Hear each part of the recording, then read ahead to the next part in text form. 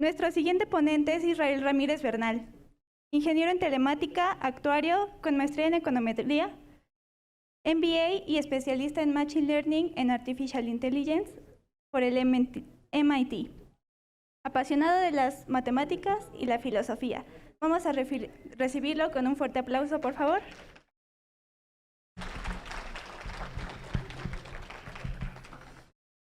Buenas tardes, ¿cómo están?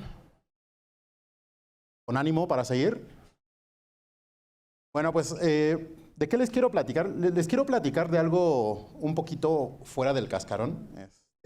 Entiendo que todos aquí tenemos la intención de ser telemáticos. En algún momento estuvimos de ese lado, a algunos ya nos tocó terminar. Y lo que les quiero platicar es más de la experiencia que yo he tenido con los conocimientos que tuve en esta escuela, que adquirí en esta institución. Entonces, ¿me ayudan, por favor? Entonces, quiero partir de algo que a veces se nos olvida, ¿no? Que es la telemática. Hace un rato platicaba con algunos de sus profesores allá afuera, que también fueron profesores míos, que a veces nos perdemos, ¿no? Perdemos de foco lo que es la telemática. No sé si su familia sepa qué están estudiando o piensan que van a salir en la tele o no sé qué se imaginan, ¿no? La telemática, en términos muy simples, es la unión entre lo que es las telecomunicaciones y la informática. Pero esos son horizontes demasiado grandes, ¿no? O sea, yo me puedo especializar en la parte de microondas, me puedo especializar en la parte de antenas, en el tema de la radiodifusión, me puedo especializar por completo en la parte de comunicaciones o me puedo especializar por completo en la parte de datos. ¿Quién hace eso mucho? Por ejemplo, los ingenieros en sistemas computacionales. Actualmente, no sé si hayan escuchado, pero se está hablando mucho de una parte que se llaman científicos de datos. No es más que tomar la gente que es experta en estadística, más la gente que es experta en programación, y los ponen a resolver problemas. Eso es un científico de datos. Y yo les pregunto, ¿ustedes tienen conocimientos de programación, sí o no? ¿Les han enseñado probabilidad y estadística, sí o no? Entonces, en términos llanos, la gente de aquí está capacitada, por ejemplo, para ser un científico de datos, ¿no? O sea, ¿y esto por qué lo menciono? Lo estoy mencionando por un tema de horizonte laboral. Muchas veces nosotros, cuando terminamos la carrera, no sabemos dónde buscar trabajo. O sea, ese es el primer stopper que nosotros nos encontramos, somos nosotros mismos, porque no sabemos dónde empezar a buscar trabajo. ¿Se les ocurre, por ejemplo, si yo mañana terminara la carrera, qué es lo primero que voy a hacer? Pues ya tengo mi título colgado, ya terminé mi TT2 y todo fue felicidad. ¿Qué voy a hacer? Busco en internet empresas de telemáticos, así piensan que sería una búsqueda de trabajo ideal. Yo creo que no, y les voy a decir por qué no. A lo largo del tiempo que nosotros estamos en la universidad, adquirimos diferentes habilidades. No necesariamente nos tiene que gustar todo lo que nos enseñan, pero a veces sí es importante conocerlo, ¿no? Y aquí es donde les quiero hacer otra pregunta. ¿Ustedes consideran que el plan de estudios de telemática el día de hoy tiene materias de relleno? ¿Quién cree que sí? A ver, levanten la mano. Digo, nada más para... Sin miedo. O sea, no pasa nada. Ok, bueno, esa es una parte muy difícil que hace rato lo escuché que lo mencionaba alguien. Las cosas están por algo y se los quiero platicar por algo. Porque existen dos tipos de habilidades, ¿no? Nosotros a lo largo de la carrera profesional, imagínense que la vida profesional de alguien es subir al Everest. Entonces, cuando yo voy a subir al Everest, ¿qué es lo que necesito? Necesito prepararme físicamente, necesito saber qué herramienta voy a llevar, necesito saber si tengo que llevar insumos de supervivencia, necesito llevar mi botiquín de primeros auxilios. Y exactamente eso es la universidad. En la universidad a nosotros se nos dota con capacidades, o sea, llevo una materia de cálculo diferencial e integral, no por casualidad, esas cosas se utilizan, de verdad se utilizan mucho. Llevo una clase de álgebra lineal para entender cómo transformar los espacios vectoriales. Llevo clases de programación y de lógica para entender cómo desarrollar un programa estructurado y ordenado. Entonces, ya se empieza a ver la conexión entre esas cosas. Esas partes que les estoy platicando se llaman habilidades duras. Todos nosotros a la universidad nos dedicamos principalmente a las habilidades duras. Hay otra parte que se los voy a platicar más adelantito. Y entonces, ¿qué es lo que nosotros tenemos? Pues tenemos nuestra mochila para hacer nuestro viaje y vamos llenándolo de habilidades, ¿no? voy tomando talleres, voy aprendiendo cosas, voy aprendiendo idiomas. Y a eso es a lo que voy. Si yo de pronto tengo el sueño de sí ser el director de Cisco Systems, por ejemplo, y yo digo, ¿sabes qué? Me tengo que especializar en redes. ¿Sabes qué? Me tengo que certificar en los CNNA. ¿Sabes qué? Tengo que certificarme en inglés. ¿Sabes qué? A lo mejor necesito aprender francés, italiano y alemán. Ese tipo de cosas son las que yo debo de tener en mi mapa, ¿no? O sea, yo digo, ya terminé mi ingeniería en telemática, ¿qué es lo que sigue y cuál es el plan y qué necesito en mi mochila? A mí ya me enseñaron programación, ya me enseñaron cálculo, ¿qué me falta? Y estas cosas no se pueden hacer de manera consecutiva. ¿A qué me refiero? No es como que diga, voy a dedicarme a estudiar telemática y después estudio inglés. Eso, por ejemplo, es un error. Lo que yo debería de pensar es, cuando yo entre a estudiar ingeniería telemática, idealmente yo ya debería de hablar inglés. ¿Y cuál es la otra cosa que les quiero mencionar? Ustedes no vengan aquí a pasar materias, ¿no? O sea, ese es un tema muy, muy importante y muy relevante.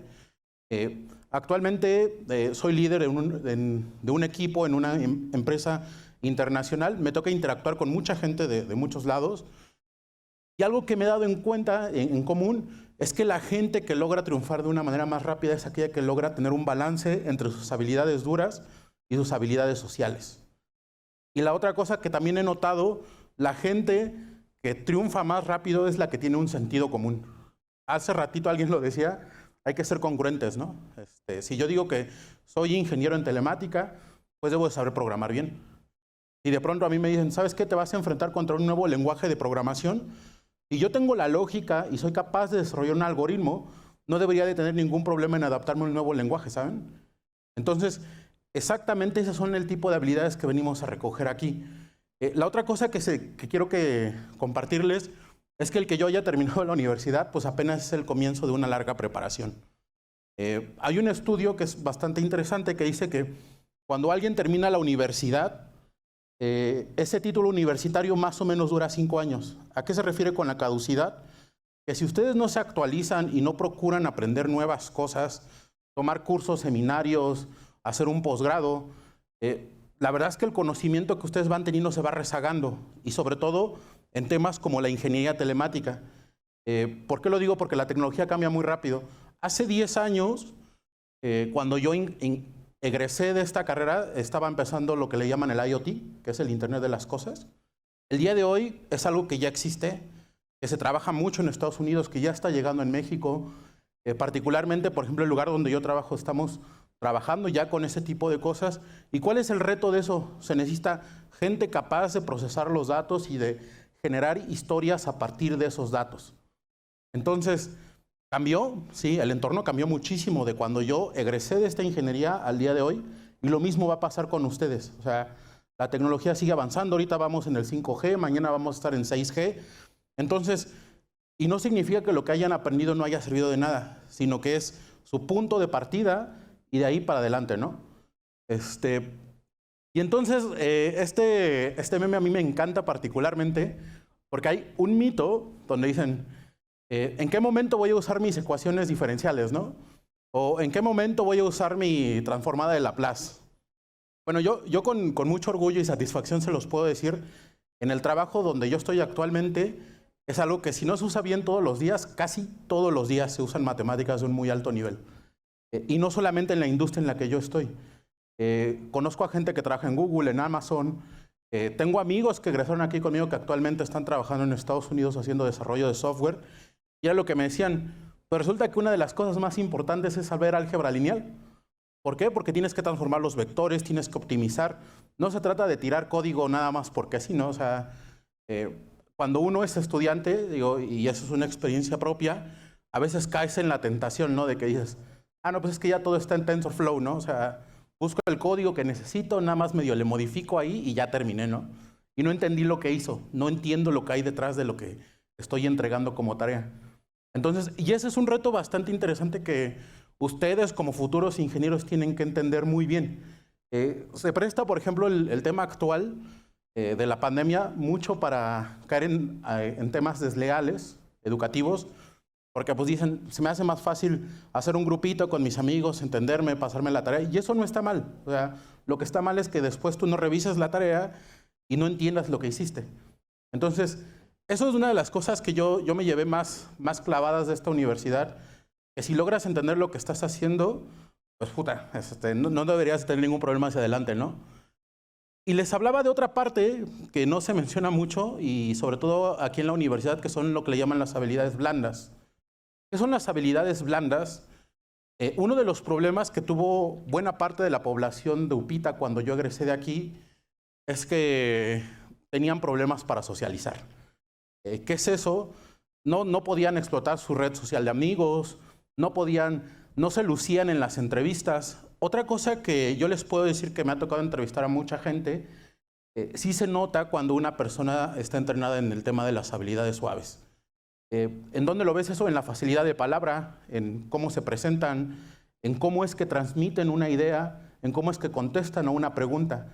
Entonces, por eso les hacía hace ratito la pregunta de si creen que existen materias de relleno, porque en algún momento yo lo llegué a creer también. Había unas materias que, si no mal recuerdo, se llamaba comprensión de lectura, algo así. Y a mí la verdad no me interesaba nada, ¿no? Ya cuando vas creciendo te das cuenta que esas habilidades son importantes. El tema de hablar en público es importante. El tema de cómo comunicar una idea es muy importante. Y eso es lo que se le llama el soft skill. Hay un estudio de la Escuela de Negocios de Harvard que dice que conforme uno va creciendo en una vida profesional, estas habilidades blandas empiezan a tener mayor relevancia. ¿Por qué? Porque es la capacidad de poder liderar un grupo. Algo que también menciona ese artículo, porque siempre va a haber casos que contradicen lo que dice la teoría, es que, por ejemplo, dicen, no, pero pues es que Mark Zuckerberg es un desadaptado social, pero ¿cuántos Facebook hay, no? O sea, hay que ponerse en contexto, ¿no? O sea, ¿yo quién soy? ¿Soy un ingeniero bueno? Sí. ¿Egresado de una de las mejores escuelas de México? Sí. Pero no estoy al nivel de Mark Zuckerberg, ¿no? Esa es una de las primeras cosas que tenemos que entender. Que definitivamente tenemos mucho potencial, pero sí tenemos que ubicarnos en qué plano estamos. Una vez que identifiquemos el plano en el que estamos, tenemos que saber las habilidades que necesitamos llevar. Teóricamente, aquí en la universidad ya nos dotaron con lo que son las habilidades duras. También hay que llevar al lado el tema de las habilidades blandas, que eso se tiene que trabajar con otros talleres. Aquí mismo en Upita, si no mal recuerdo, antes había talleres de ajedrez, de música, de clubes de lectura, actividades como teatro. Todo ese tipo de cosas, la verdad es que suman y ayudan mucho a generar una identidad más blanda. ¿Qué es con lo que quiero dejarlos? Digo, una de las cosas que aprendí son estas 8 cosas que a mí me han servido bastante, ¿no? La primera, que dice, cuenta tanto la cantidad como la calidad de los tatuajes que se hagan. ¿A qué me refiero con ese punto? Cuando ustedes planeen a dónde quieren trabajar o cuál es su siguiente paso, planeen en grande. Muchas veces nosotros dudamos de nosotros mismos y es algo que no se debe de hacer. Si yo tengo el sueño de trabajar en Cisco, debo de hacer lo necesario para llegar a trabajar a Cisco. No me voy a conformar, digo, y no se menosprecia nada, pero no voy a conformar en trabajar en una consultoría pequeñita. O sea, yo voy a buscar lo que está en mi plan y voy a hacer lo que sea necesario para llegar a ese plan. Porque al final de cuentas, cuando ustedes ya estén en el trabajo, cuando ustedes hayan egresado de este lugar, se van a dar cuenta que los lugares que ustedes pongan en su currículum definitivamente importan. Les puedo adelantar, como spoiler de la vida, el que ustedes vengan de una institución como esta ya les da cierta ventaja técnica. O sea, la gente que egresa de esta universidad es conocida por las habilidades técnicas duras que tienen. ¿Qué es lo que hay que hacer? Hay que buscar complementar con una buena trayectoria laboral. El segundo punto que les quiero comentar es el que sean generosos con el tiempo y el dinero. ¿A qué me refiero con esto? Muchas veces nos ensimismamos en nosotros mismos en temas de, no, pues es que me superurge terminar la ingeniería y me dedico a programar 40 horas, ¿no? ¿A veces se tiene que hacer el sacrificio? Sí. ¿Se tiene que hacer siempre? La respuesta es no. Hay que buscar tener un balance en la vida. Lo más importante aquí es que cuando estén con su familia, de verdad estén con su familia, estén con sus amigos, de verdad disfruten a sus amigos, porque las cosas pasan y ya no regresan. Eso también es un hecho irrefutable de la vida. El segundo y el tercer punto tienen que ver con que se tienen que cuidar mucho físicamente. Hagan ejercicio, coman bien, procuren siempre tener un horario en el cual digan, este tiempo lo voy a determinar para estudiar, este tiempo para socializar, este tiempo para ejercitar mi cuerpo bien. Y no lo voy a decir, no está mal de vez en cuando echarse unos tragos o todo ese tipo de cosas que ya sabemos que pasan, pero sí hay que tener en mente que el cuerpo se tiene que cuidar. La otra cosa es, mejoren sus capacidades de trabajo en equipo. Yo no sé cómo esté esa habilidad actualmente, lo que les puedo platicar es cuando a mí me tocó estar aquí en UPITA, me imagino que eso ya no pasa, hacen equipos de 4 personas y una sola persona es la que hace el código, el programa, arma el circuito y otra persona es la que arma el documento. Eso no es trabajar en equipo. Trabajar en equipo es tomar responsabilidad sobre todo el proceso del flujo y entender todo el flujo completo. Entonces sí es importante que vayan practicando esa habilidad dentro de la universidad en los trabajos colaborativos que van teniendo. El quinto punto es practiquen la compasión. ¿Por qué lo menciono mucho? Y por qué creo que es un tema importante, porque es muy fácil que a veces nos gane el ego, ¿no? Una de las cosas también que alguna vez me comentó un colega que él es de la UNAM, me decía es que el problema que tiene el ingeniero del poli es que a veces siente que sabe mucho. Y eso nos resta puntos. Entonces hay que estar tranquilitos, mesurados, ubicarnos donde estamos. Los otros puntos que están abajo de mejorar el control del locus interno, menos estrés y más estabilidad emocional. El locus interno es lo que nosotros nos identifica de manera subconsciente. O sea, sé cuál es mi personalidad. ¿Cómo enfrento yo un tema de crisis? Me pongo nervioso, me quiebro, me pongo a llorar. Hay gente que se enoja y que avienta las cosas. Debemos de aprender a controlar nuestras emociones. Eso nos va a hacer mucho mejores profesionales cuando nos toque desempeñarnos en un entorno laboral. Cuestionen sus motivaciones. También es interesante. Les ponía el ejemplo hace ratito del tema de Cisco. ¿Realmente yo quiero trabajar en Cisco? ¿Realmente yo soy la persona adecuada para estar en Cisco? De verdad, cuando ustedes empiecen a hacer esas preguntas, se van a dar cuenta de todas las cosas que ustedes ya tienen en su mochila y con las cuales quieren enfrentar el mundo. Igual y en eso se dan cuenta, ¿sabes qué? Igual y lo de Cisco me surgió porque lo escuché que mi papá dijo que era un gran trabajo. Pero a mí lo que en realidad me gusta es programar base de datos, no sé. Y también hay grandes oportunidades para ese tipo de cosas, ¿no? Entonces, siempre esténse cuestionando lo que están haciendo, sean muy agradecidos con toda la gente que les ayuda, de verdad. Algo que a mí me ha pasado y que me llena de satisfacción es que la gente con la que yo estudié el día de hoy, pues trabaja en todo tipo de industria, ¿no? O sea, y les ha ido muy bien en el trabajo. Quisiera decir que a todos, por eso sería una mentira, pero esa misma red que generan en la universidad va a ser la red que les va a ayudar a crecer en algún momento. No tiene que ser forzosamente por ahí, pero definitivamente sí es un camino. Y el último, pues saber pedir perdón cuando uno se equivoca, ¿no? Muchas de las veces nosotros cometemos errores, me pasó particularmente aquí cuando estudié, me pasó en el trabajo, y creo que es una lección que sigo aprendiendo constantemente. Reconocer cuando cometemos un error y tomar nota de ello es algo muy importante. En general, eso es lo que yo les quería compartir. Muchas gracias por su atención. No sé si tengan alguna pregunta.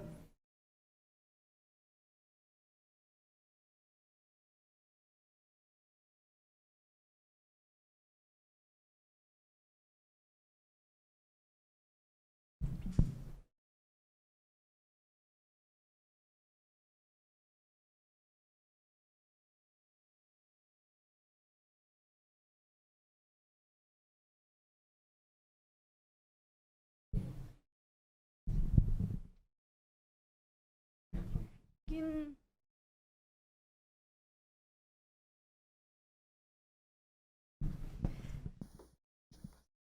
Hola, soy Jesús Reinaldo y bueno, escuché que tiene una maestría en el MIT y mi pregunta es, ¿cuál es el proceso o los requisitos para ingresar? Bueno, no tengo una maestría, tengo una especialidad. ¿Especialidad? Ajá. Mira, aplicar a cualquier universidad internacional, la verdad es que el procedimiento es muy fácil. Necesitas tener básicamente 3 cosas, y esas sí son de cajón. 1, tener el idioma, tener el TOEFL o tener el Cambridge, cualquiera de esos 2 exámenes te sirven. Necesitas saber un montón de lógica, y ¿por qué te lo menciono? los exámenes en las universidades de primer mundo son algo diferentes a los que son aquí. Las preguntas van más orientadas al tema del álgebra, del cálculo diferencial. Y lo tercero, necesitas saber escribir muy bien en el idioma de la universidad a la que vayas a ir. Si no tienes los recursos, esto es fundamental para obtener una beca, porque en este ensayo, que regularmente es de 5 a 10 cuartillas, tú tienes que exponer tus motivos, cuáles son tus habilidades, por qué deberían de escogerte. O sea, en realidad esas son, si tienes esas 3 cosas bien amarradas, yo no deberías de tener ningún problema, ¿eh? Y, por ejemplo, el nivel de inglés sería C1 y... De C1 a C2. De C1. De C1 a C2. O sea, el tema de ser B1, B2, A1, A2 no sirve de nada. O sea, lo que les decía, ¿no? Un tema como de realidad. Si esa es la intención, sí tienes que tener un bastante muy buen nivel de inglés. Ok, gracias. ¿Alguien más tiene alguna pregunta?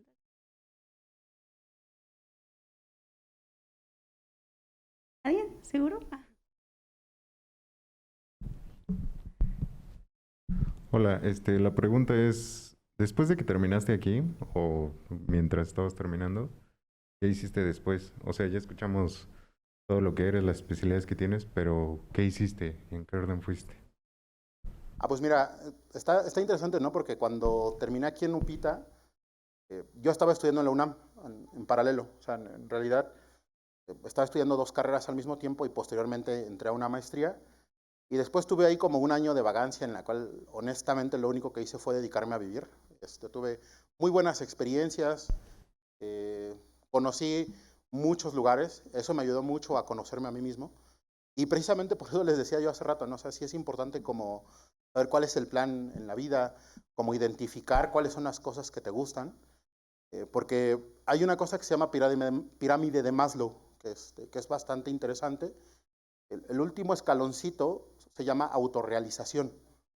¿Cuándo es cuando tú alcanzas la autorrealización? Cuando te sientes feliz y pleno con lo que tienes. O sea, que dices, bueno, soy un ingeniero, sí, pero eso es una parte de mi vida.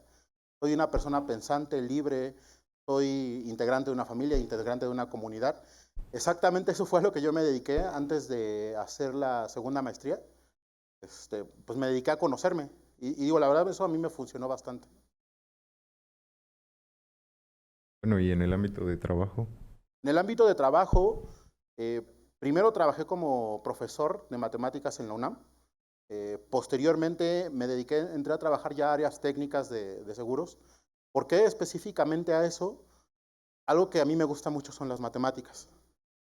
Resulta que las aseguradoras se dedican a medir riesgos. ¿Y por qué es muy interesante esto? Porque todo sale a partir de modelos probabilísticos.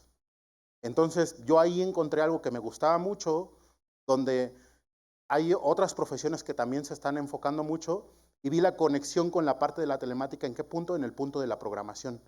Una de las cosas que no saben hacer muy bien la gente que se dedica a la parte de seguros es la parte de la programación.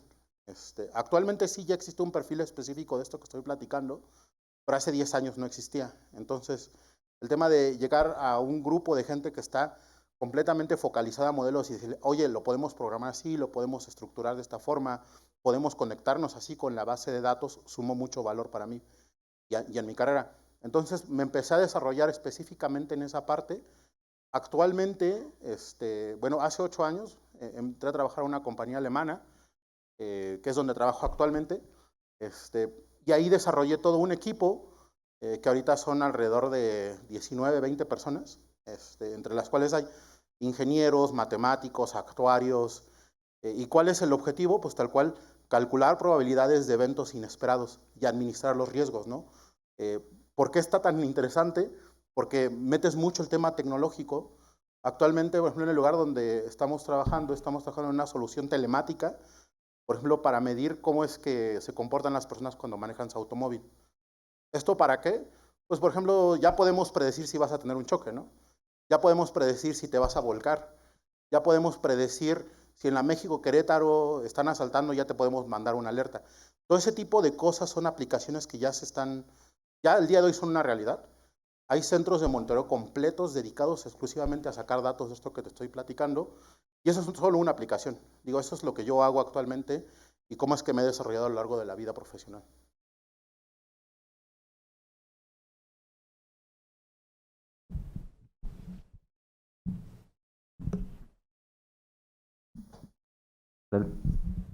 Bueno, la pregunta es, ¿cuál ha sido el reto más difícil, la vida académica o la vida profesional? Porque muchas veces a lo mejor se nos dan las bases en la escuela o en la universidad, pero a lo mejor hay que complementar los conocimientos, como dices, de habilidades blandas o duras. Pero ¿qué tan difícil es esa curva de aprendizaje comparada la profesional y la académica? Bueno, y eso también lo voy a contestar desde mi experiencia. Yo lo que más batallé fue el tema personal, el tema laboral. ¿Por qué? Porque, digo, la verdad es que en la universidad, puedo mencionarlo, no tuve problema. O sea, llegué a reprobar alguna materia, pero pues era porque o no entraba o dejaba de hacer cosas.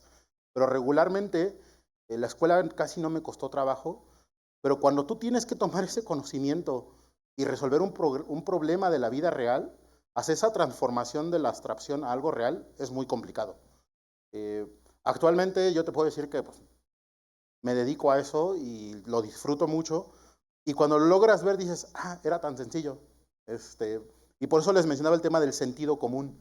Muchas veces lo que necesitamos es como empezar a explotar el lenguaje. ¿Por qué lo menciono? Porque si ponemos atención en los detalles, a veces ahí está la solución de las cosas, ¿no? Pasaba también con el tema de ingeniería en la programación. A veces nosotros estamos pensando en el algoritmo súper complicado, cómo lo resolvemos, y a veces la solución a lo mejor nada más es hacer una agrupación. Entonces, ese tipo de cosas sí son muy difíciles de entender porque no hay una receta. O sea, por ejemplo, si yo tengo mi clase de telecomunicaciones y me piden medir cantidad de información que se cuantifica, pues hay una fórmula, ¿sabes? Hay un procedimiento, hay algo que ya está estandarizado. Pero cuando te paran en el campo laboral y te dicen, ¿sabes qué? Tenemos este problema, ¿cómo lo resuelves? No hay una materia de por medio, no hay un datos, un procedimientos, no hay nada de eso. O sea, tú tienes que construir todo.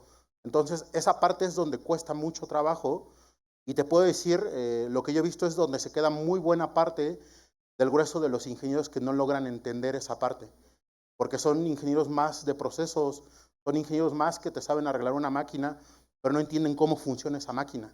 Entonces, esa parte, desde mi punto de vista, es la más complicada.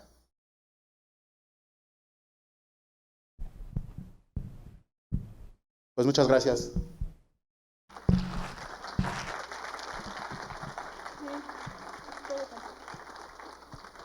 Pues agradecemos mucho su participación y en nombre del Congreso y de Lupita le entregamos el siguiente diploma y un pequeño regalo. Gracias. Gracias.